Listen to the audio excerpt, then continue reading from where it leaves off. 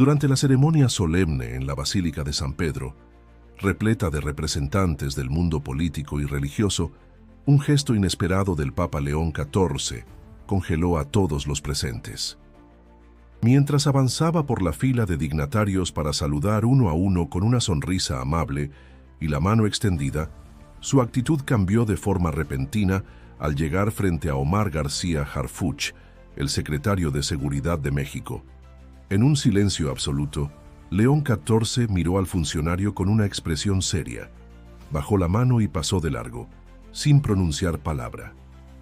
El eco de ese rechazo atravesó el recinto sagrado como una sacudida silenciosa que nadie supo cómo procesar al instante. Si te intriga saber qué llevó al Papa a este gesto y las repercusiones que tuvo, suscríbete al canal para no perderte ningún detalle de esta historia que ha conmocionado a millones.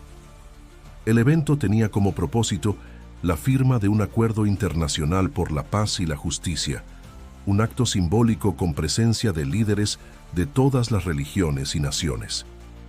Las cámaras de medios internacionales enfocaban cada movimiento del pontífice, desde la entrada de la comitiva mexicana hasta el momento exacto en que León XIV omitió a Harfuch. Cada detalle quedó registrado en alta definición. La imagen del Papa negando el saludo recorrió las redes sociales en segundos, acompañada de comentarios, memes y teorías. Algunos pensaron que se trataba de un malentendido, una distracción momentánea. Otros aseguraban que había un mensaje profundo detrás del gesto. Las especulaciones crecieron como fuego en pasto seco. En X, antes Twitter, comenzaron a circular videos en cámara lenta, análisis del lenguaje corporal y capturas de pantalla donde se podía ver la expresión de Harfuch, que pasó de una sonrisa diplomática a un desconcierto evidente. Los presentes, entre ellos obispos, embajadores y líderes de diversas comunidades religiosas, intercambiaban miradas incómodas. Algunos intentaron minimizar el momento con gestos de cortesía, pero el impacto era innegable. La atmósfera, antes solemne y pacífica, se tornó tensa, como si una grieta invisible se hubiera abierto en medio del altar más sagrado del cristianismo. Los reporteros en la sala de prensa vaticana recibieron órdenes de mantener la calma. Sin embargo, los celulares vibraban sin cesar, saturados de mensajes y preguntas de redacciones de todo el mundo. Los corresponsales mexicanos fueron los primeros en buscar una reacción del funcionario, pero este evitó a toda costa las cámaras tras la ceremonia, abandonando discretamente el recinto junto a su equipo. Horas después, medios italianos y españoles comenzaron a publicar titulares como «El Papa ignora a funcionario mexicano» o «Rechazo papal desata incógnitas». En México, el noticiero de la noche abrió con la imagen del momento exacto en que León XIV rehúsa estrechar la mano de García Harfuch, dejando al país entero en vilo. ¿Qué sabía el Papa que lo llevó a tomar semejante decisión pública? ¿Fue un mensaje directo, una advertencia, o simplemente una acción protocolaria malinterpretada? Nadie tenía respuestas, pero todos sabían que algo importante se ocultaba tras ese gesto y que no tardaría en salir a la luz. Para entender la magnitud del gesto del Papa, era inevitable volver la mirada hacia el protagonista del momento, Omar García Harfuch. Su nombre, aunque conocido en los círculos políticos y de seguridad en México, tomó un nuevo significado ante el escrutinio internacional. ¿Quién es realmente este hombre? ¿Y por qué su presencia generaría una reacción tan contundente por parte del líder de la Iglesia Católica? Harfuch nació en 1982 en la Ciudad de México, pero su linaje lo conecta con figuras clave del poder mexicano. Es hijo de Javier García Paniagua, quien fuera titular de la Dirección Federal de Seguridad en los años 70, y nieto de Marcelino García Barragán, secretario de la Defensa Nacional durante la masacre de Tlatelolco en 1968. Desde joven, su destino parecía trazado por una línea de mando, uniformes y estrategias de control. Estudió en academias policiales en Estados Unidos y se formó en inteligencia y operaciones especiales. A su regreso, se integró a la Policía Federal, escalando posiciones rápidamente gracias a su eficiencia, disciplina y conexiones. En 2016 fue designado comisionado de la Agencia de Investigación Criminal y posteriormente, en 2019, asumió la jefatura de la Policía Capitalina durante el gobierno de Claudia Sheinbaum. Pero no todo en su carrera fue ascenso limpio. Su nombre apareció mencionado en informes relacionados con el caso Ayotzinapa, una herida abierta en la conciencia colectiva mexicana. Aunque nunca se le comprobó responsabilidad directa, sobrevivió políticamente a múltiples señalamientos y rumores de nexos con grupos del crimen organizado.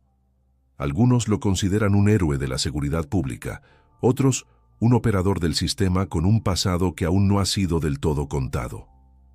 Durante su gestión en la Ciudad de México, protagonizó un atentado violento en 2020, cuando un convoy armado emboscó su vehículo en una de las zonas más exclusivas de la capital. Milagrosamente, salió con vida. El ataque fue atribuido al cártel Jalisco Nueva Generación, lo cual reforzó su imagen como enemigo directo del narcotráfico, pero también generó dudas sobre el nivel de exposición que manejaba y el tipo de enemigos que había acumulado. Políticamente, se convirtió en una figura central del gabinete de seguridad de Sheinbaum, siendo promovido como símbolo de orden y eficiencia. A la par, sectores críticos lo señalan como parte de una estrategia mediática para blanquear su imagen, ocultando sombras que se extienden más allá de sus trajes impecables y declaraciones calculadas.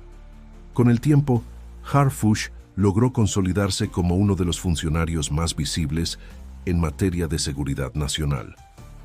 Sus conferencias, su presencia en operativos y su discurso de mano dura lo proyectaron como una figura de peso. Sin embargo, esa visibilidad también atrajo miradas incómodas dentro y fuera del país. Es posible que León XIV, con acceso a información reservada y asesorado por círculos diplomáticos y religiosos, haya considerado a Harfuch una figura contradictoria con los valores de la Iglesia? ¿O fue simplemente una respuesta instintiva a una percepción? Lo cierto es que la historia personal y política del funcionario mexicano ofrece muchas más preguntas que respuestas, y ahora el mundo entero parece querer resolverlas. Mientras México debatía el pasado de Harfuch, en el corazón del Vaticano se consolidaba una nueva figura espiritual cuya influencia, apenas comenzada, ya estaba sacudiendo estructuras establecidas. El cardenal Robert Francis Prevost, hasta hace poco prefecto del dicasterio para los obispos, se convirtió en el Papa León XIV tras una elección inesperadamente rápida por parte del cónclave. Con apenas 69 años, su perfil representaba un giro en la narrativa del papado. Un hombre formado entre Perú y Estados Unidos, misionero agustino, teólogo sobrio y firme defensor de los derechos humanos. Su elección no fue casual. Tras el fallecimiento del Papa Francisco, la Iglesia enfrentaba una crisis de credibilidad, marcada por escándalos financieros, divisiones internas y una distancia creciente entre las doctrinas eclesiásticas y los retos contemporáneos. El cardenal Prevost representaba una esperanza renovada. Alguien que conocía las periferias del mundo, hablaba con sencillez y no temía tomar posturas sociales claras. Su elección como León XIV fue recibida con júbilo por amplios sectores de América Latina y con cautela por el ala más conservadora del Vaticano. Desde sus primeras palabras como pontífice, dejó claro que no sería una figura ornamental. En su discurso inaugural, habló de transparencia, reconciliación, justicia y memoria. Usó un tono directo, alejado del lenguaje diplomático habitual. Mencionó explícitamente temas como la corrupción política, la violencia institucional y la necesidad de que la Iglesia camine con los pueblos y no sobre ellos. Las reacciones no se hicieron esperar. Medios internacionales lo compararon con Juan XXIII por su espíritu reformador y con Francisco por su cercanía al pueblo. Uno de sus primeros actos como papa fue reunirse con víctimas de abusos eclesiásticos en diferentes países. En un gesto inédito, pidió perdón en privado y sin cámaras. También inició una revisión interna de las finanzas vaticanas, tocando intereses de antiguos aliados. Su estilo discreto pero firme lo diferenciaba de sus antecesores. Su presencia no se imponía por estridencia, sino por autoridad moral. En América Latina, especialmente en Perú y México, su figura fue recibida con entusiasmo. En Perú, por su labor como obispo en Chiclayo y su compromiso con los más pobres. En México, por su dominio del español y su conocimiento de las realidades regionales, especialmente las relacionadas con violencia estructural y desigualdad.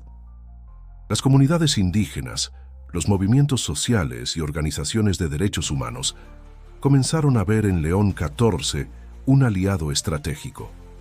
Sin embargo, no todos celebraron su llegada. En círculos políticos donde la Iglesia había mantenido relaciones de conveniencia, surgió inquietud. Su historial como defensor de víctimas, su tendencia a hablar sin filtros y su contacto directo con realidades sociales difíciles lo convertían en un papa difícil de controlar. El gesto que protagonizaría semanas después frente a Harfuch no parecía tan sorpresivo bajo esta luz. León XIV no era ingenuo ni improvisado. Cada paso que daba, aunque silencioso, estaba lleno de intención. Así se perfilaba el nuevo rostro del Vaticano, una figura que no buscaba agradar a todos, sino hacer lo correcto, aunque eso incomodara a los poderosos. Y su historia apenas comenzaba a entrelazarse con las fibras más sensibles de la política latinoamericana. El evento en el Vaticano estaba previsto desde hacía meses. Bajo el título de Encuentro por la Dignidad y la Paz, el acto reunía a líderes religiosos, políticos y activistas de todo el mundo. El objetivo, renovar compromisos éticos internacionales ante la crisis de violencia global. El Papa León XIV deseaba que este encuentro fuera un símbolo de reconciliación, no de confrontación. Pero algo en el protocolo de esa mañana alteró el guión que todos esperaban. Desde temprano las delegaciones comenzaron a llegar a la Ciudad del Vaticano. Las medidas de seguridad eran extraordinarias. Funcionarios del Vaticano, escoltas internacionales y personal de protocolo trabajaban a contrarreloj para garantizar que todo fluyera con precisión. A las 10:14 de la mañana, la comitiva mexicana cruzó la entrada de la Plaza de San Pedro. Entre ellos, destacaba Omar García Harfuch, vestido con sobriedad, caminando con paso firme junto a diplomáticos y miembros de la Secretaría de Relaciones Exteriores. Durante la fase previa a la ceremonia, Harfuch se mostró cordial con los demás asistentes.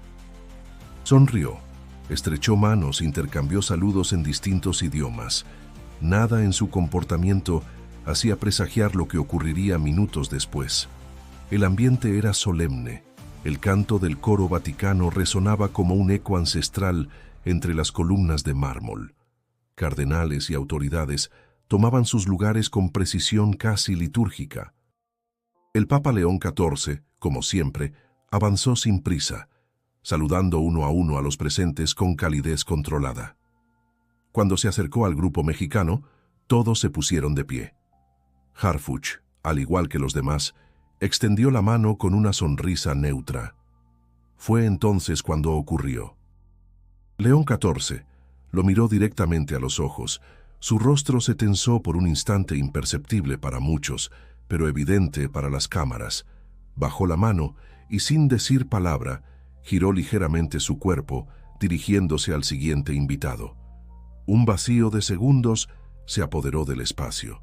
Nadie respiró, nadie se movió. La reacción inmediata fue de desconcierto. Algunos intentaron disimular la tensión, otros miraron con incomodidad hacia el fondo de la sala. Harfuch bajó la mano con gesto contenido y en un acto reflejo asintió levemente, como si aceptara la omisión sin réplica. El resto de la delegación mexicana evitó el contacto visual entre ellos, mientras el Papa continuaba con el saludo protocolario sin alterar su ritmo. Los medios que cubrían el evento captaron el momento desde múltiples ángulos. Los videos comenzaron a circular apenas terminó la ceremonia.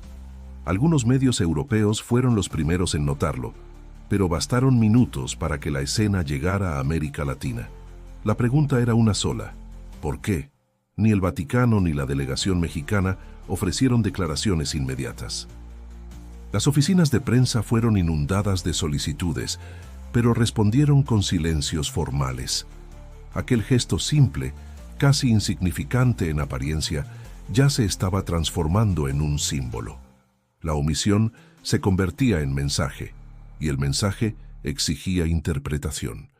El mundo observaba, y aunque aún nadie hablaba, todos sabían que algo se había roto, y que ese algo no tardaría en hacerse evidente. La incógnita apenas comenzaba.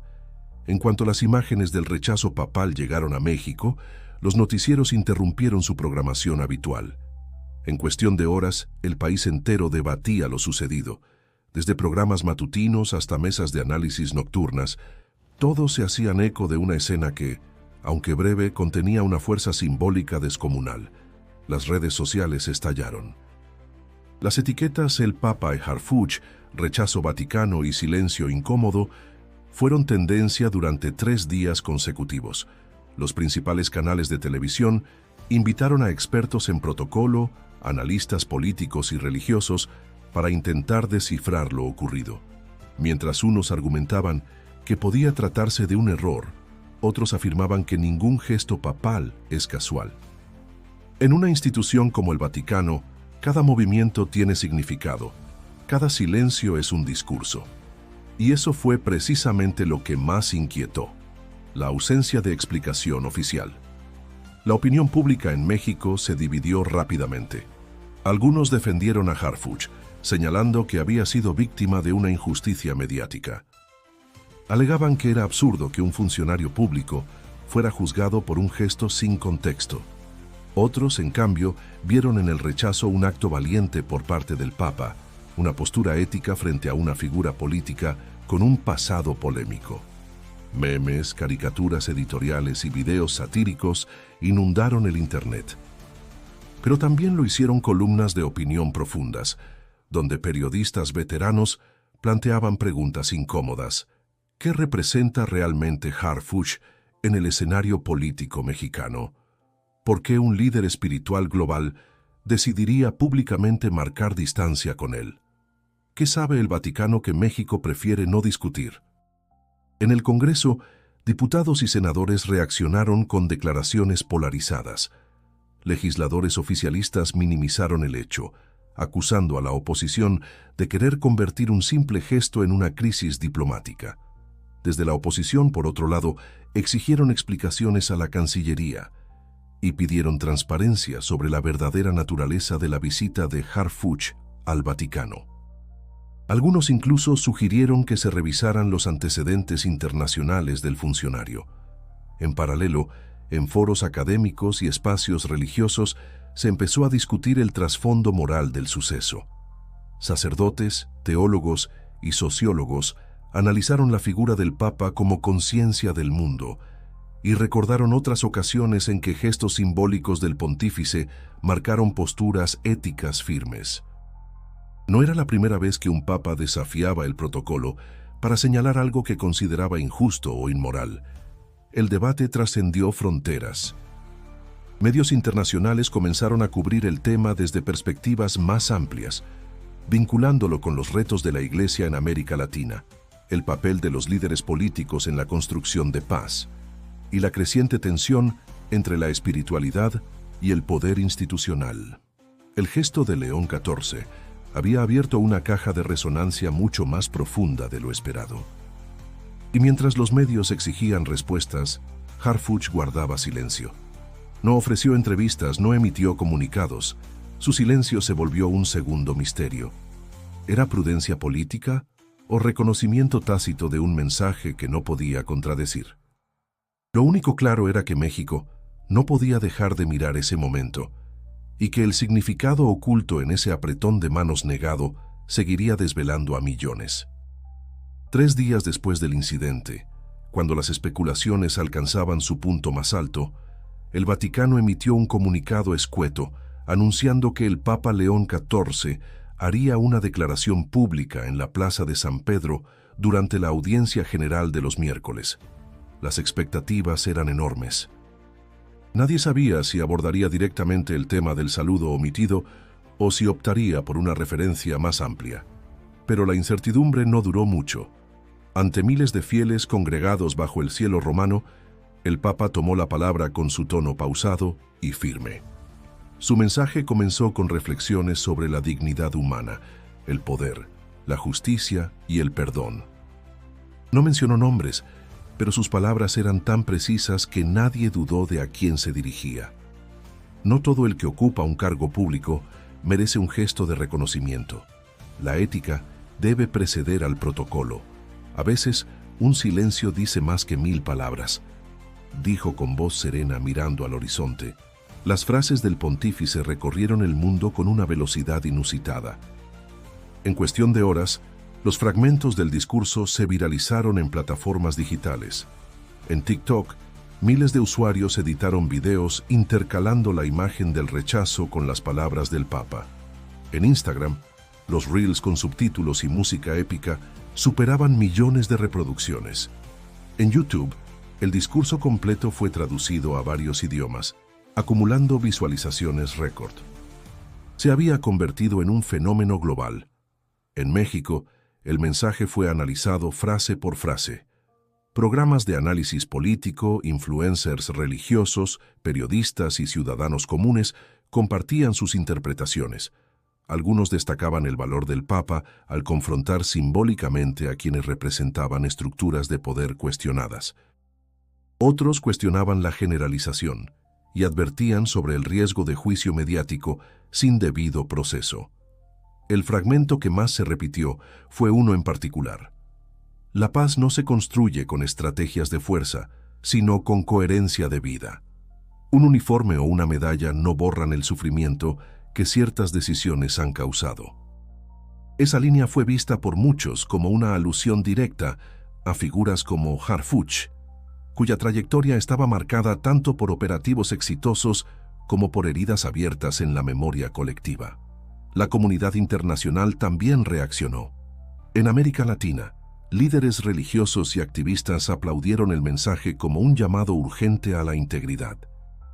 En Europa, algunos medios lo catalogaron como un discurso contra el cinismo institucional. En Estados Unidos, analistas teológicos lo interpretaron como una redefinición del liderazgo espiritual frente al poder político.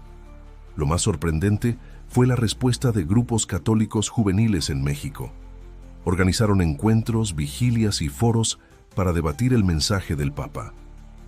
Jóvenes que nunca antes se habían interesado en temas eclesiásticos ahora compartían reflexiones sobre moral, justicia y poder.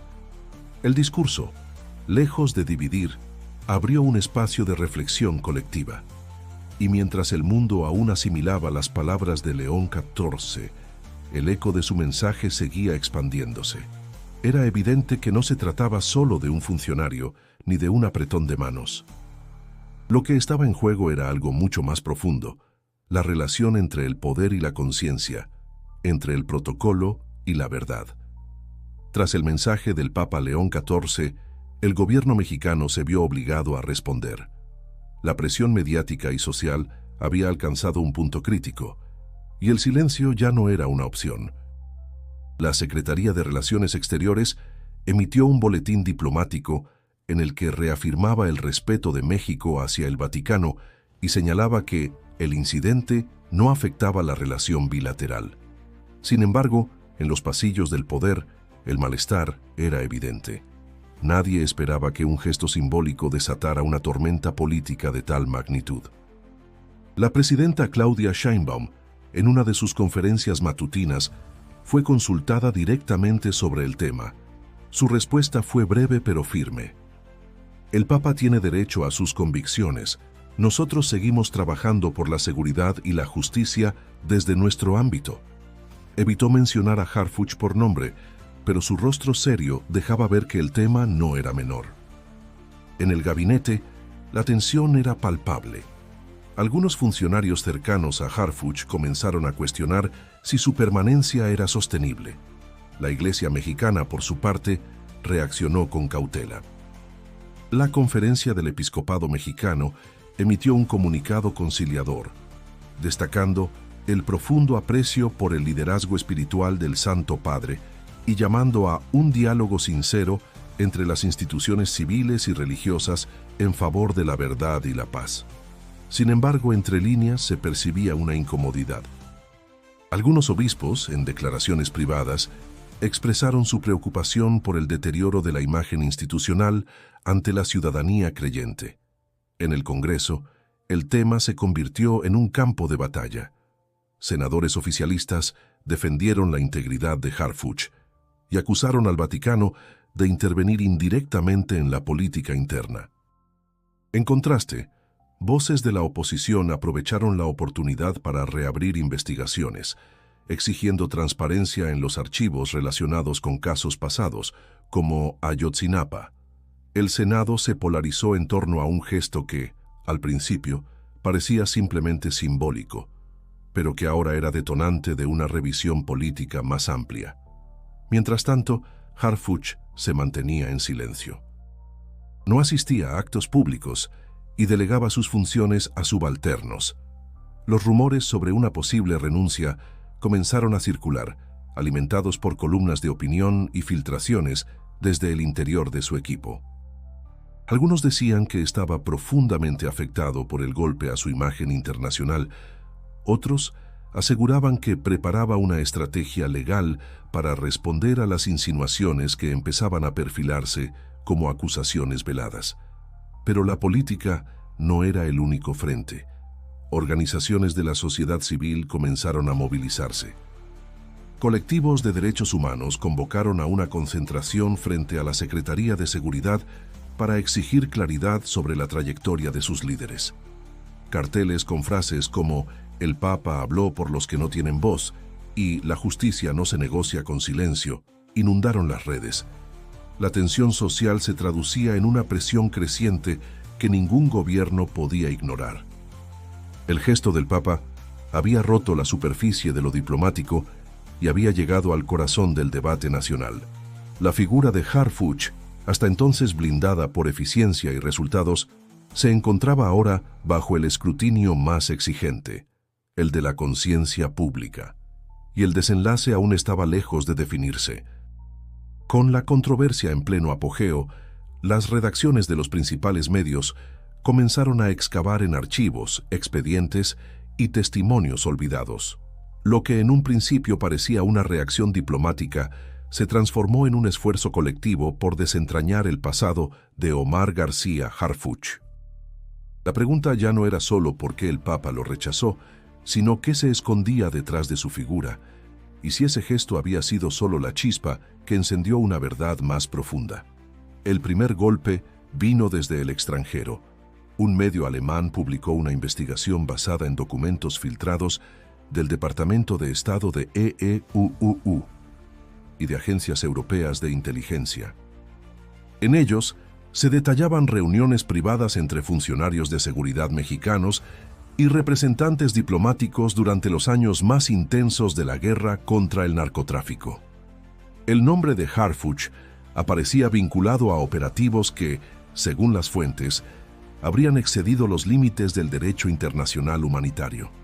Pronto, la prensa nacional replicó y amplió estos hallazgos.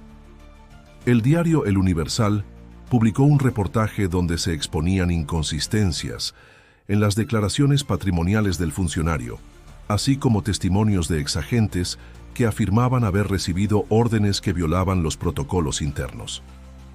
Uno de los documentos más impactantes provenía de una auditoría interna a la Policía Federal, desclasificada por presión judicial, donde se señalaban desvíos de fondos y triangulación con empresas fachada durante la gestión en la que Harfuch ocupó cargos estratégicos.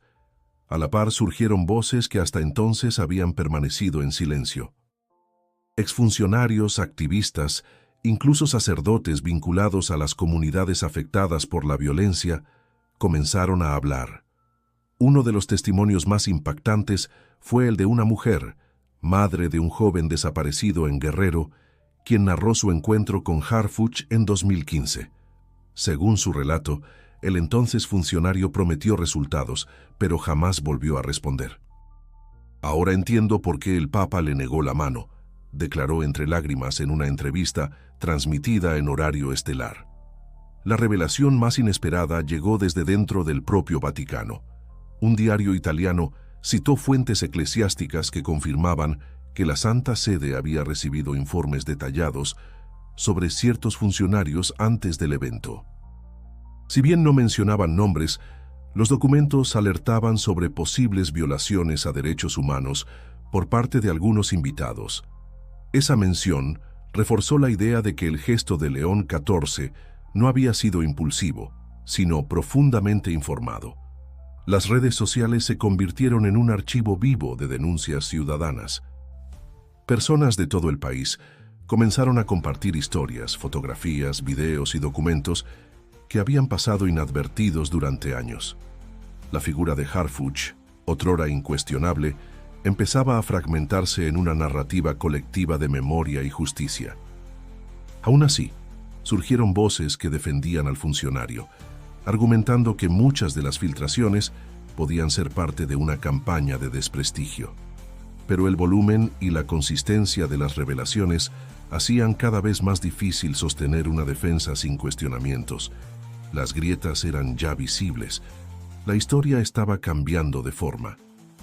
Y lo que comenzó como un gesto de silencio se había convertido en un estruendo imparable de revelaciones. La presión acumulada ya era insostenible. El gobierno mexicano solicitó una audiencia privada con representantes del Vaticano, buscando contener el impacto internacional de las revelaciones.